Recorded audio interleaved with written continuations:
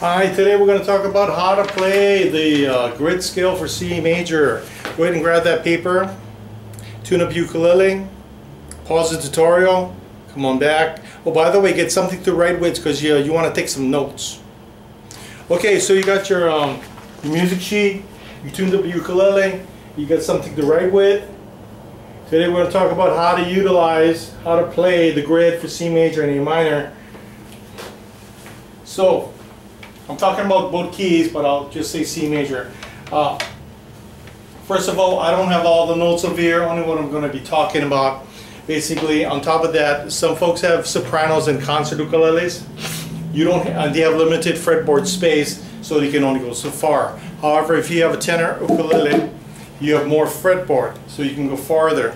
So if you want to utilize the grid scale pattern, you can go up the fretboard and start making more positions and scale work. We're going to be talking about the family of chords located down here.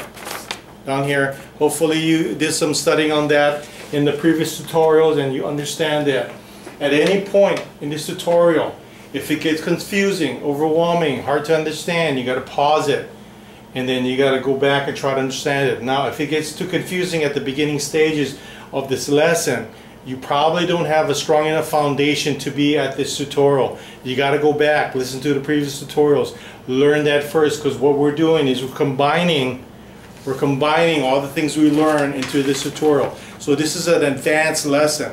We're combining the concept of the family of chords, how to use the family of chords with all the notes in the grid.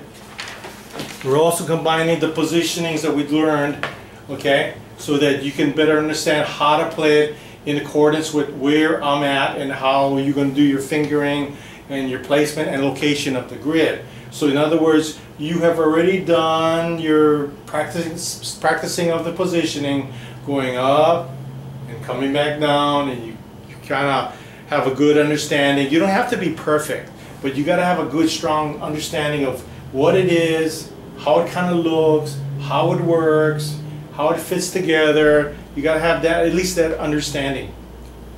Once again, I'll be honest with you, and like I said in the earlier tutorials, I don't think of positionings, I just see the grid. So that's the final outcome that you want to head for too. But for understanding purposes, I'm going to call out the position so you can follow my hand and finger location.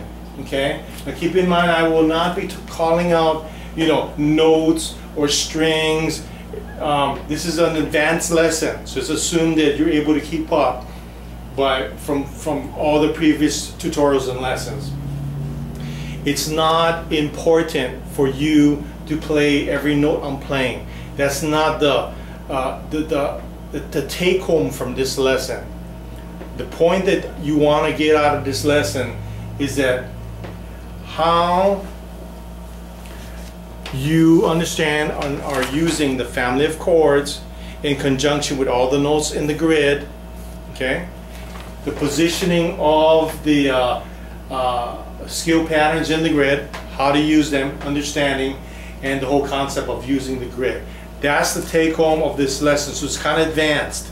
It's kind of advanced. This is the level that I would say an advanced player or learner would be at. So I'll try to break it down into easier concepts, but once again, I'm not going to be using basic concepts when I'm explaining this. It's assumed that you have done your homework, done your studying, and you're able to keep up, and which I assume you should be able to because you can do it. Here we go. So starting off with a 1 chord, C chord, then a 4, F, and a 5-7 G, coming back to the 1 C. And I may throw in some other chords like the 6 minor, A minor, 2 minor, D minor, and I'll let you know what they are. And then I'll call out the position. And for instance, C, the 1 chord, 4 chord F. Okay, now G7. C, 1 chord. Okay, here we go. First position, open C.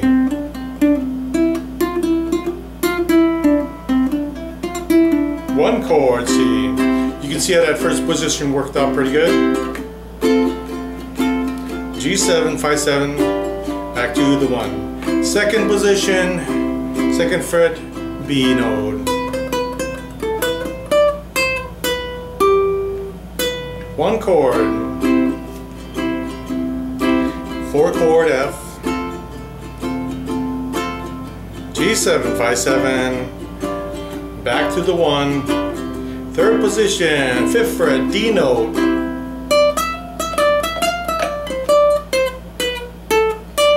C note, 1st position, 1 chord C,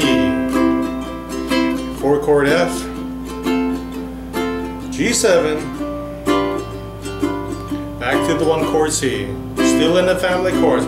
Okay, here is a 6 minor, A minor, back to the 1 chord, A minor, 2 minor, D minor, G7, C, 3rd position, 5th fret,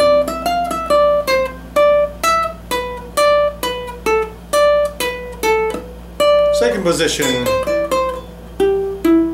1st position, 1 chord C,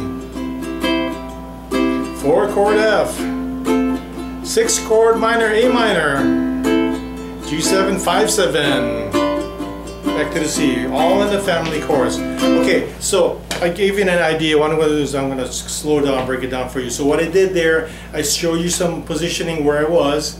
Basically, I was playing all the notes within the grid and the positioning, and I was telling you the family chords that we're using in conjunction with the grid, so you can see how they go hand in hand. Now, I played a very basic strum. Very basic. Whatever style of music it is that you're playing, for instance, maybe you're playing a country song.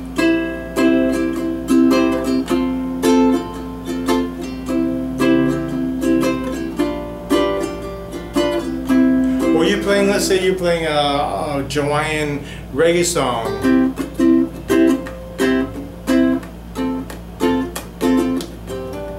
Or you're playing a rock song.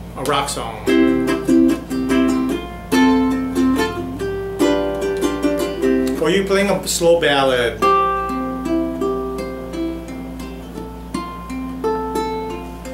Whatever style of music that you're playing, what I'm trying to say is that this grid is going to work along with the family of chords. So let's try it again. We'll do it a little slower. And once again, don't play with me. I just kind of watch, take notes on it. Okay, so I'm going to do kind of a slow strum, C chord, 1 chord, G7, back to the 1, 2nd position,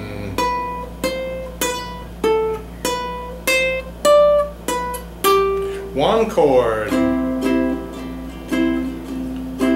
6 minor, A minor, F, G7, 5/7, back to the 1. 3rd position, 5th fret,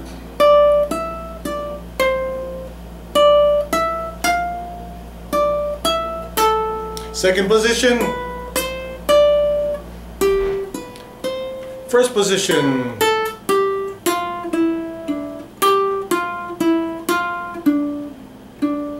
one chord, 6 minor, 5/7, G7, 4 chord F, 2 minor, D minor, G7, 5/7, back to the 1. 3rd position, 5th fret. 4th position, 7th fret. Now coming down that F string. 1st position. 1 chord C. F, 4 chord. G7. Back to the 1. And then you can do other things like sliding to the note, for instance, 2nd position, slide, slide back down, first position, trills, pull-offs, sliding up, coming down, pull-offs, one chord. So that you can mix it up. We teach more of those techniques in the upcoming tutorials in the more advanced courses. Okay, so you want to rewind the tutorial, listen to that again, okay? And what I'm basically doing is I'm playing different positions, making up, I'll be honest, I don't know what I was doing. I was just playing randomly, improvisating at the time. So in other words, I couldn't recreate it because I wasn't really concentrating on what I was doing, more to give you examples of what to do and kind of how to do it.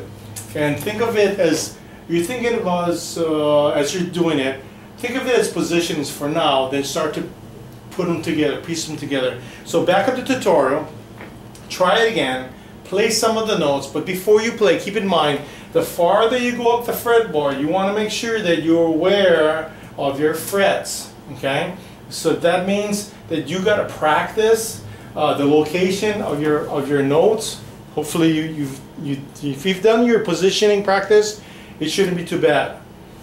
Keep in mind positioning of your frets, so that helps you as markers to locate the notes on the fretboard. Start over here, down here first, because it's easy. We'll know the first position C scale pretty good. So start with that.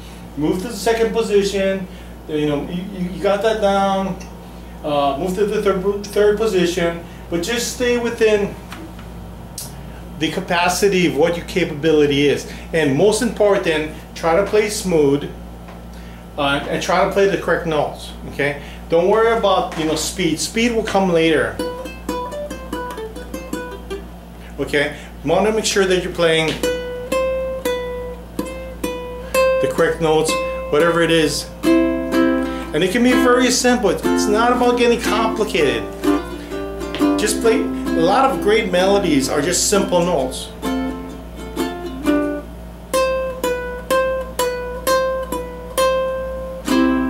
That's all I did, 2 notes.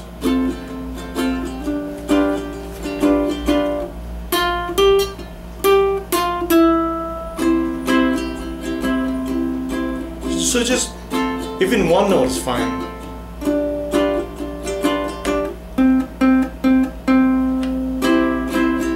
So try to stay with things that are simple in the beginning.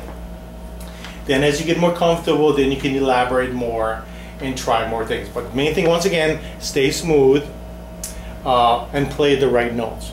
Now, if need be, back up to the tutorial, watch it again. If you don't have to play the very next time you do the tutorial, but it's important that you understand before you play it and that you play within your capabilities. Okay, so give that a try, and then when you're ready to move on to the next lesson, we shall see you there.